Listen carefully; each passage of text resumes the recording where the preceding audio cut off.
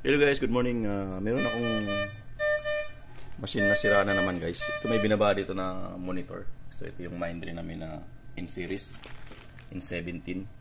So meron siyang error na different patient in module and monitor SPO2 module error. So ayan guys, may SPO2 module error siya guys. So tinry ko siyang kabitan ng bagong probe na bagong bukas talaga. Ayan, mga bagong bukas. So may error siya, wala siyang ilaw. Pero guys, pag pinalitan ko ng ibang module, meron kong isang module dito.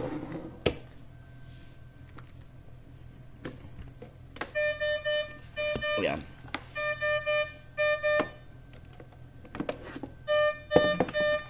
So nadidetect naman niya yung module. So ayan. Pag nakakabitan ko ng ibang module, so ayan.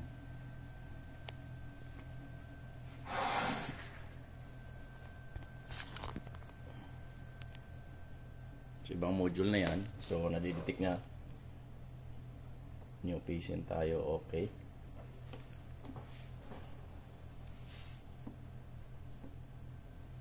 Ayan, updating. Sina-update niyan. Sinabit ko yung module. So yan guys, pag kinabitan ko ng ibang module, may ilaw siya. Ayan. So hindi siya mag-i-error. Guys. Ayan. Magana siya sa ibang module. Pero yung sariling module niya, ayaw. May problema yung module natin guys. So yan, gumagana siya sa isang module. So meaning okay yung natin unit. So tatanggalin ko yung module. Yan. Kabit ko yung sira. Yan. So yan guys, MPM has loaded successfully. So loaded successfully naman. So yan. So dinidisplay niya agad yung yan, error niya. Ano, dinidisplay niya agad yung SPO2 module error.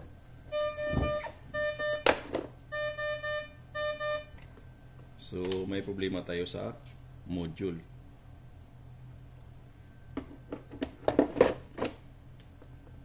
Ayan guys. MPM loaded successfully naman din siya. New patient tayo. Okay. Display set up at may disabled. Ayan guys. SPO2 module error guys. So ito yung problema natin. SPO2. Yan. SPO2 module error. So yun yung isa sa issue ng module na to. So gagawin natin yan guys, kung anong magagawa natin dyan. So walang problema yung unit, ang problema lang is yung module. So buksan natin ngayon yan.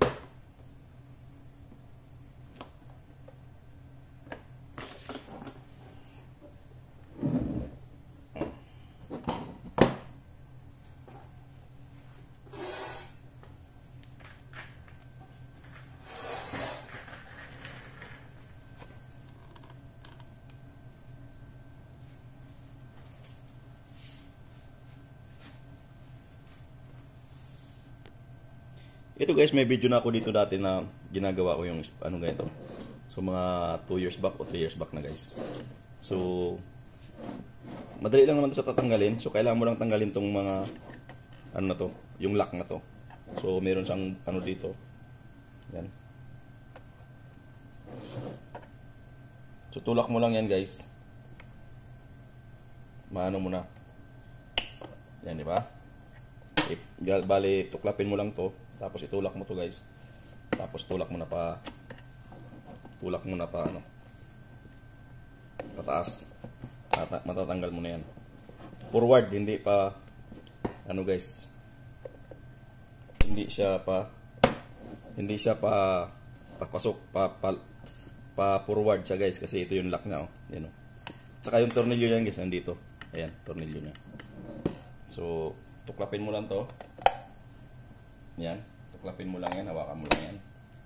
Ayan. Tapos, press mo lang tong lock na to. Forward mo, tulak mo forward guys. Ayan, tapos tulak mo lang to forward.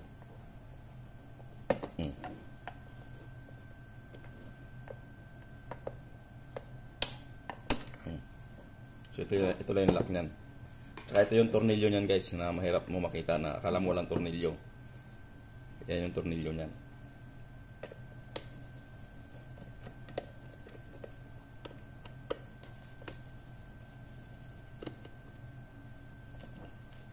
So pagka kuha, tanggal mo ng tornilyo, mayroong maliliit na lock yan, dalawa. 1, 2, 1, 2, bali 4 kabilaan guys. So itulak mo lang to para hindi siya mabasag. Kasi minsan pag hindi mo napansin yan, nababasag yan pag hindi mo siya napapansin.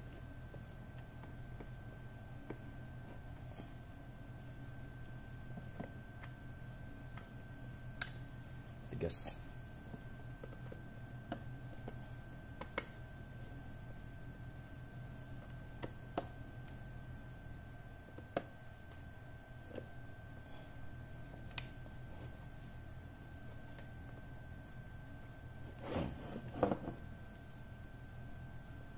Yan guys. So una guys, bago mo pala tanggalin ito, tanggalin muna natin itong mga to. Itong mga lock na to. Kasi mahuhugot mo yung buo yan eh. Buo yung mahuhugot.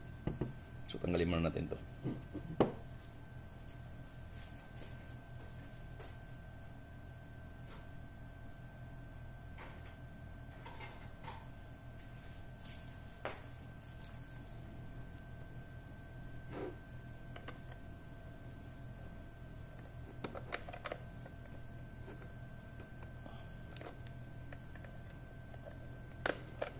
Ito guys, twisted lang, tanggal mo na to.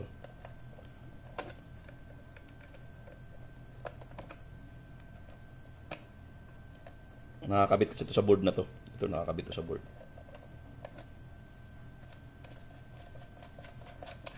Naka-screw yan guys, no?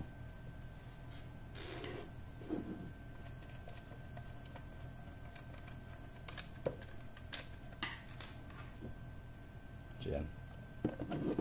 Yan, pwede mo nang itulak.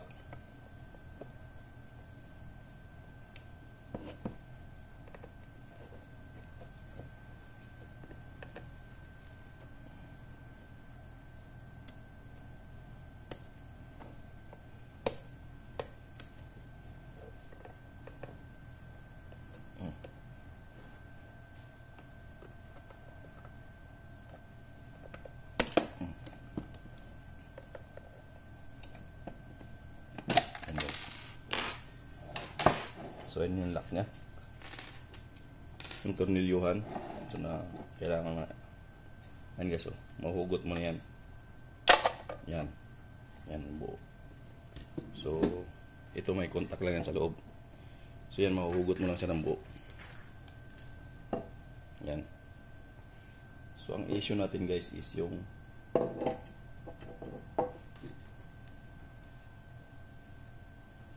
ito dito yan nakalagay. Lock yan dito. So, maya tayo balik. So, ang issue natin is yung SPO2. SPO2 module. So, babaklasin natin kung saan yung SPO2 module na yan. So, yan yung BP. BP motor yan guys. Ito yung BP pump motor. Ito yung BP nya.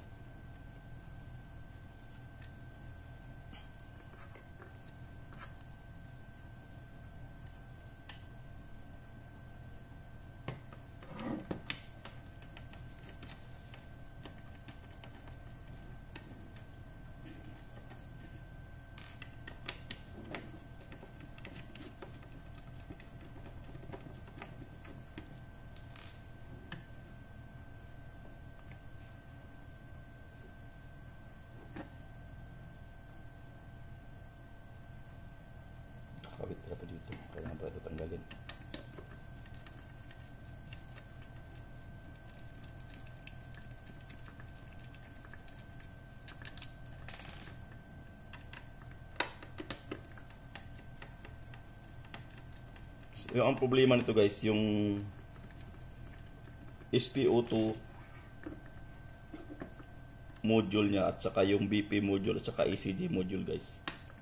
Nasa isang board lang. So yun ang problema natin ngayon. Papalitan natin ng buo.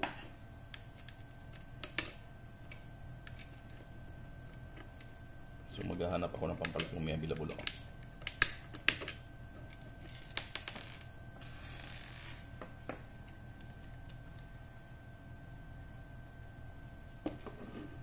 Tanggalin natin ang hose. Ito guys, nakasuksok lang to sa harap.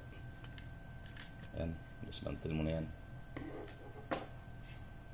So yan guys, ito yung ECG, SpO2 niya, ito yung ECG niya. So nakakonik lang yan sa isang board. So ang problema natin is yung SpO2. So paano natin ititrace kung saan yung SpO2 dyan. So ang gagawin is magpalit tayo ng buong board mismo.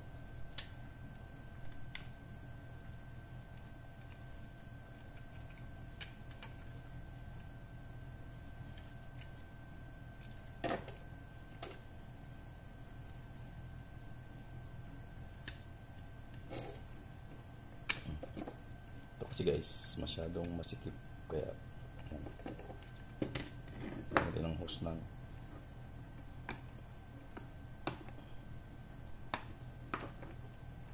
sa iba kasi guys, hindi na nila ito ginagawa, pinapalitan na lang to ng buong module. So ang problema lang kasi nito is yung BP lang, kaya ay SpO2 lang, kaya lang yung yan.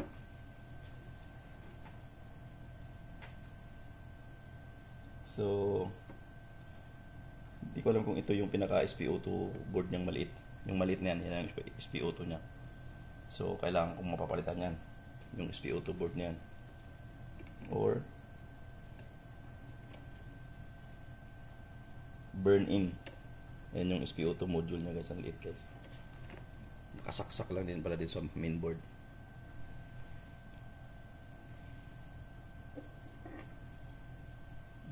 SpO2. Ayan. Dito rin siya nakakonect. Ayan guys, oh. Pag sinundan mo yung SpO2 niya, ayan SpO2. So nakakonect yan dito. Kasi ito ECG guys, nakakonect ECG. Ito SpO2, nakakonect dito yan. Ayan. Pag inano mo, ito yung pinaka SpO2 niya. Ayan. SpO2 module. Ito naman yung pinaka ECG niya. Ayan, oh, connector ECG. Yan yung ECG. So, nandito yung SpO2, BP, temperature, nandito guys. So, maghanap tayo ng ganitong module, baka sira yung module na yan.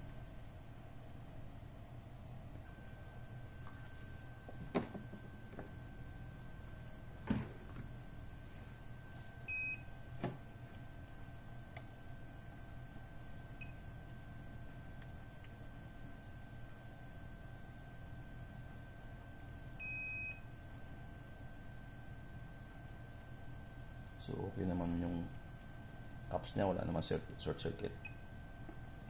So, wala naman sa short circuit guys.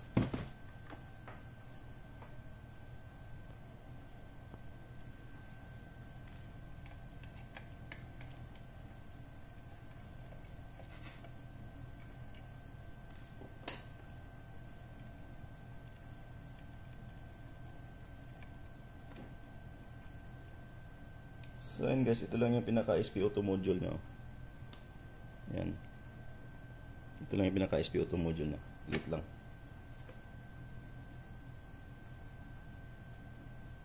So malit lang yung SpO2 module nyo.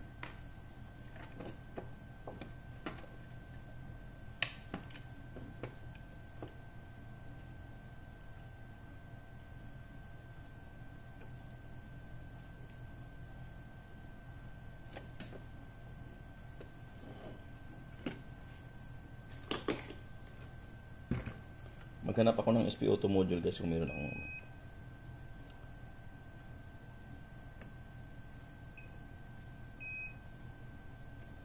okay naman.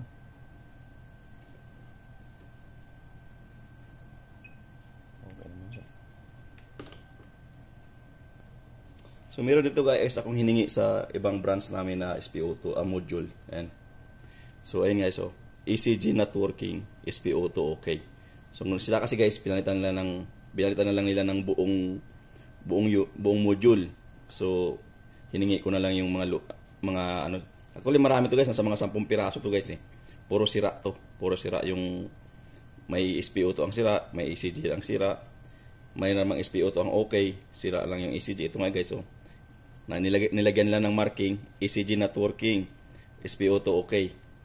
So kukunin natin yung board nito guys para ikabit natin dito.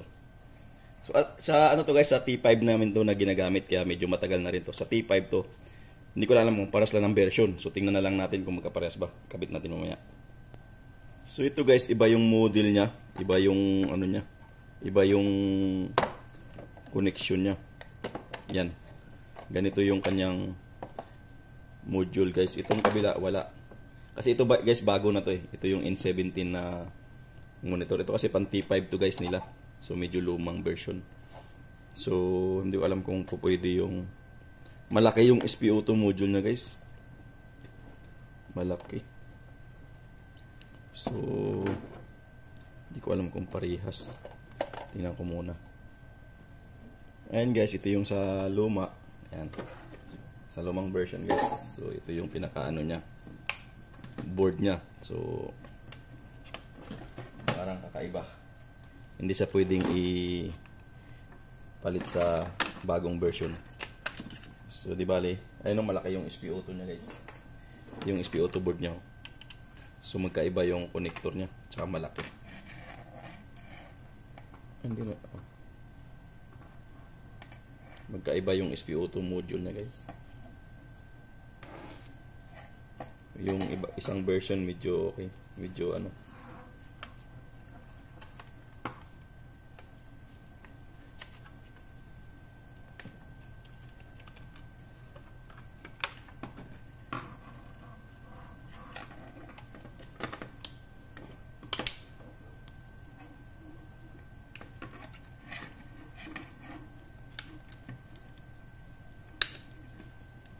Mga clips niya guys. Yan ang mga clips niya.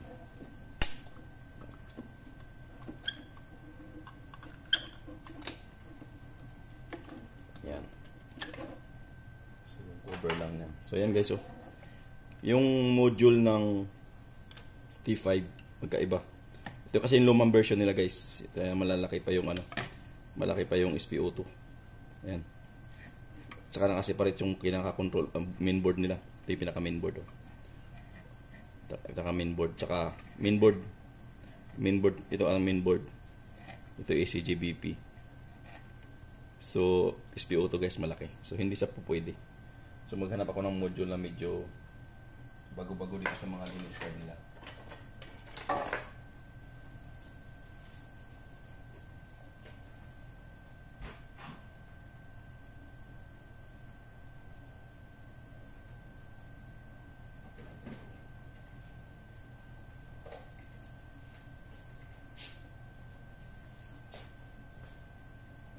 So ito guys, yung mukhang kaparehas niya guys, ayun. Kasi iba kasi ito yung plastic na iba yung iba. So ito yung kaparehas niya, ayan. So ito yung kaparehas niya. Ayan. OR R5 defective din nakalagay. So pinalitan na lang ng bago. Tsaka ito guys parehas. So ayan, oh. So halos pares na. So kukunin ko yung ano nito. Kukunin ko yung SPO2 module nito guys. Ito lang kukunin ko yung SPO2 module. So yan guys, ito parehas na parehas guys. Oh. Yan. So parehas na parehas ha. So defective din to. So kuhanin na lang natin yung pinaka ECG module guys. So ECG module yung kukunin natin. Kasi ito yung pinang-testing natin kanina na okay naman. Ayan. Okay itong ano, tatanggalin natin yung ECG module para yun ang ikabit natin guys.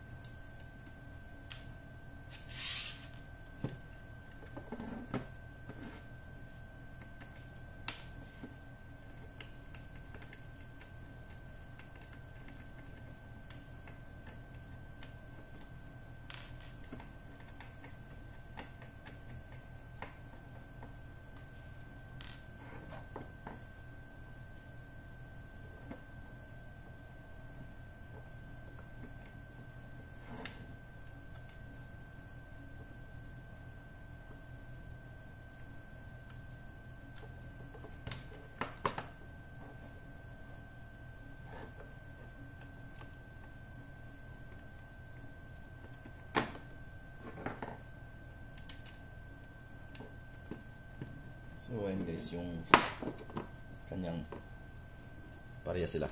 Ayan. So on ko lang yan.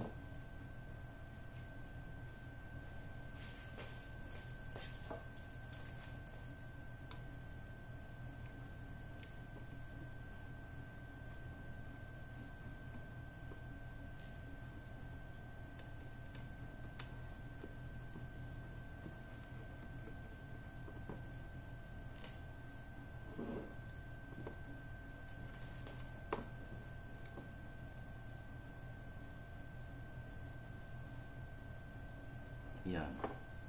So ayan guys. So ito lang yung ating ipalit. Ayan. Pagpalitin lang natin to guys. Yung module, SPO2 module. So yan lang ipagpapalit natin guys.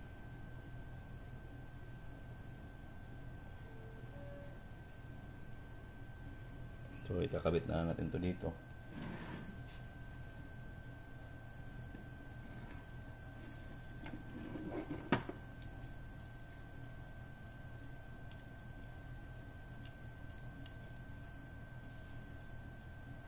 Ito guys, maliliit yung mga connector niya, ingatan nyo lang na hindi magbibend.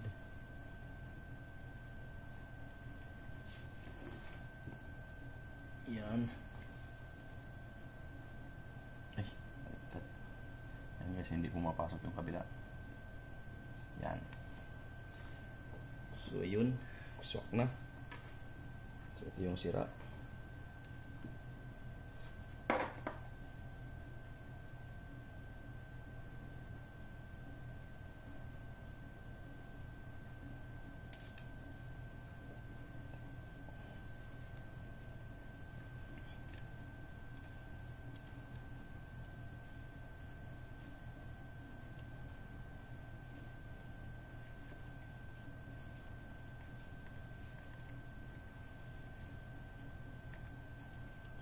So yun lang guys, pag mayroon kayong mga sira na mga ganitong module, huwag nyo itapon kasi napakinabangan yung ibang board. Kasi hindi naman lagi na SIM lang ang may problema. SIM lang sila parehas ng sira. So iba ano din, mapakinabangan yung ibang module.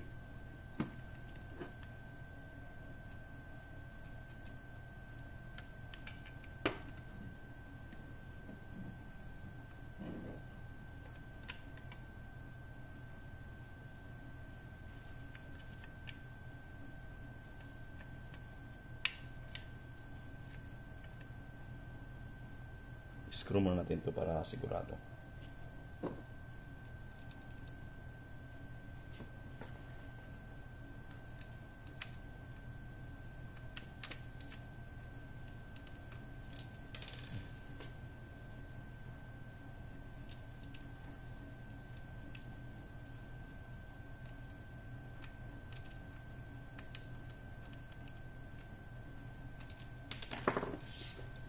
Ano pa?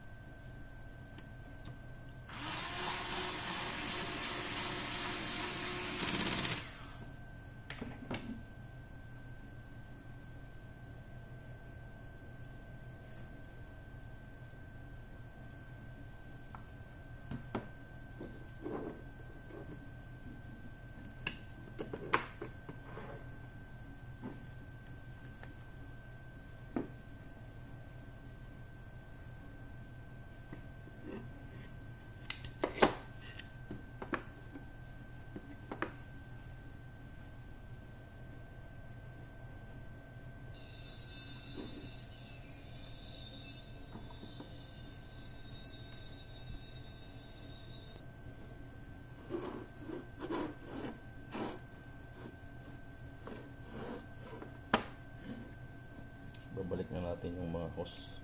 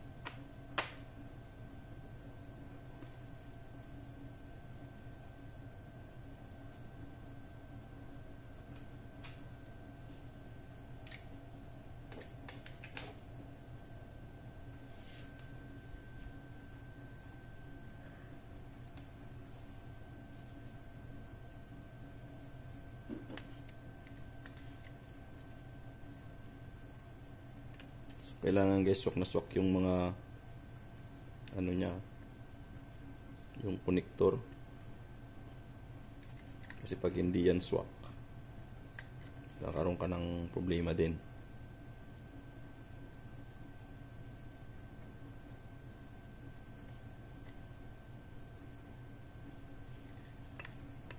So makikita mo naman yan pag hindi sa swak kasi tagilid.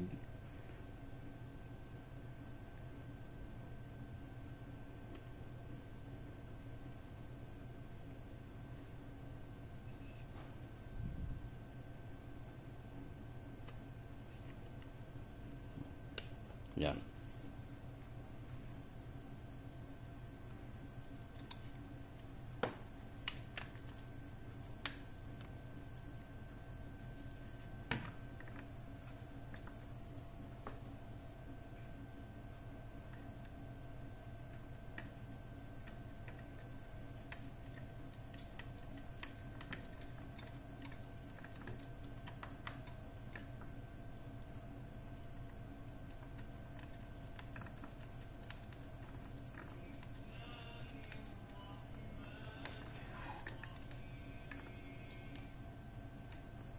So, importante guys, huwag kalimutan ibalik yung mga flex cable na nakatinanggal, no? So, pag pero ito guys, kukunti na lang ang flex cable, parang ano na siya, naka-mount na lang. So, hindi na mahirap i-kabit.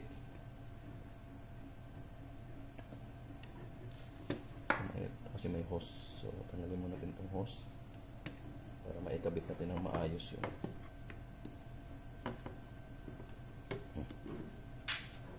Kabit natin ng maayos ng screw.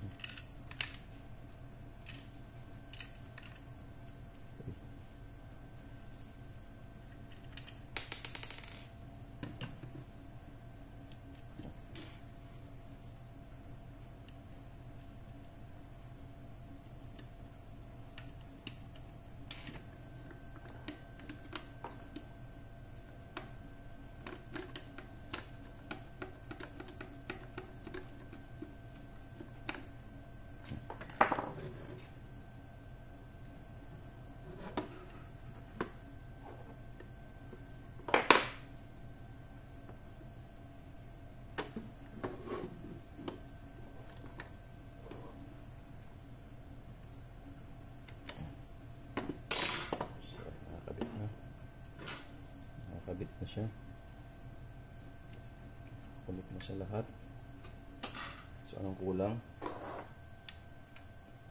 Yan pa rin yung lock niya. Kabit ko na rin yung natanggal na lock. So, kabit na natin yung cover niya. Ayan. So, linisan lang natin. Medyo marumi.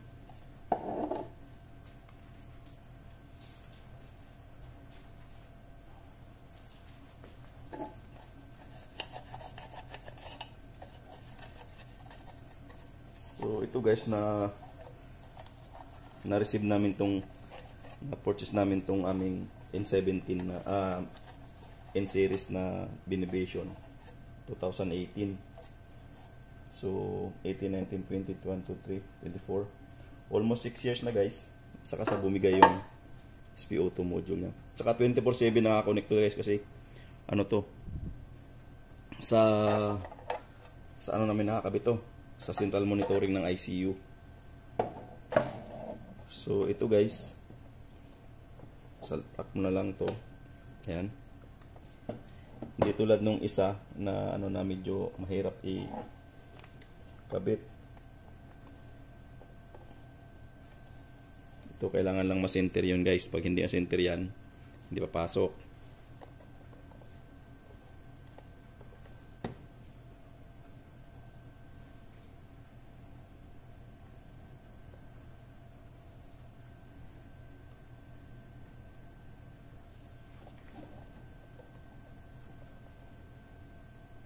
Ay.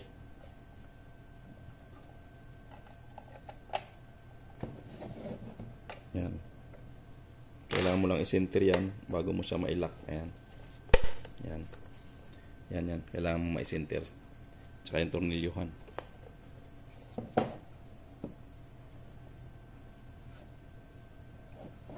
So, tornilyo na natin yung ating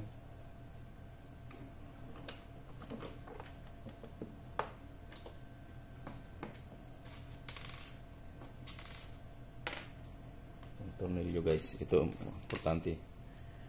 Unahin natin yung tornilyo to. Kasi pag tinakpan mo na yan, mahirap nang tanggalin naman.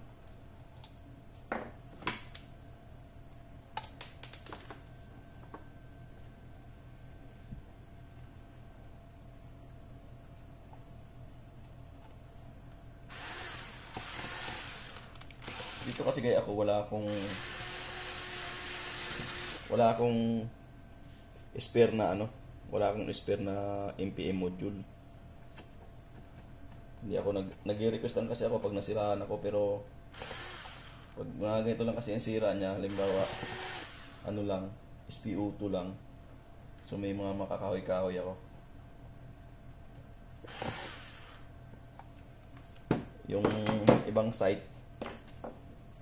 site namin guys, hindi sila matyaga mag-repair.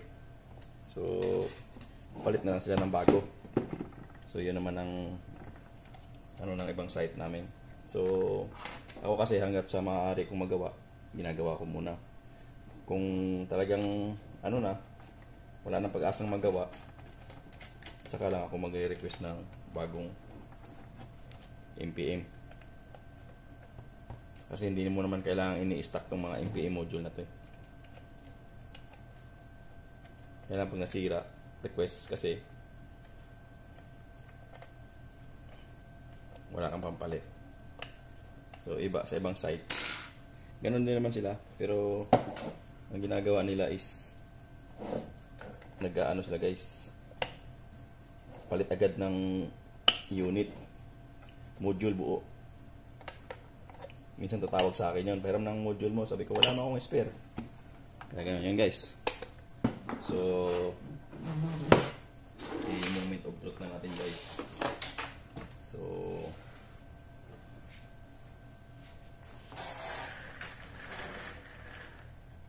is testing na natin guys. Ito na yung module. Ito yung ating isa. Moment of truth na natin to. Bismillah. Dapat yan walang error guys. So ayan, nagpipatient siya. New patient tayo. Okay.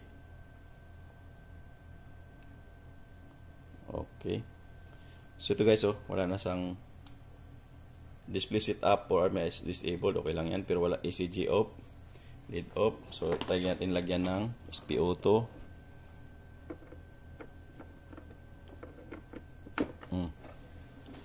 So dapat yung SPO2 nya is iilaw. Ayan guys, umiilaw siya. Ayan.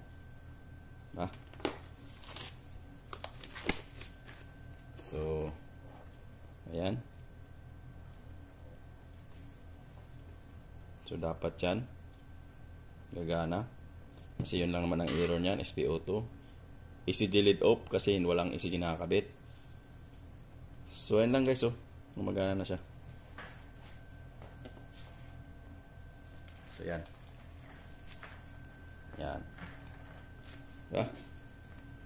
So yun lang ang problema niya guys sa mga ganong error, SPO2 error. So yun lang yung papalitan mo, yung module na yun na maliit. So okay na siya. So yung sa mga luma guys na T5 na Mindray, yung module hindi siya compatible, hindi siya, lumang version yun guys, hindi mo pwedeng gamitin. So ayan guys, okay na siya. Ayan. SPO2 nya yung mo lagay, okay, iilaw siya. Ayan. So gagana agad siya. And guys, dito na lang. Sana may makukuha kayong kaalaman sa kunting video na to guys. Okay na siya. Yung aming N17 series na binivision. Naka central monitor to guys. So 24/7 naka-on yan sa pasyente. Kasi especially sa ICU namin guys, mga matatagal ang pasyente. Lalo na sa mga LTC, long term care namin. Puro N17 din yung gamit namin doon. So ito guys, sa ICU to, bumigay na. So after 6 years almost, kaming na 6 years na kasi 2018 namin nakuha to. So ngayon lang sa bumigay yung SPO to. Isa pa lang guys, sa lahat ng N17 ko na series na na-acquire ko ng 2018. So isa pa lang yung bumigay yung SPO2 module. So hanggang sa ngayon. So marami kaming ganito, bali nasa mga more than 100 plus na 100 plus yung ganitong ano ko guys, central monitor. LTC sa long term care, tsaka sa ICU at tsaka sa CCU namin. Yan ang gamit ko. Okay guys,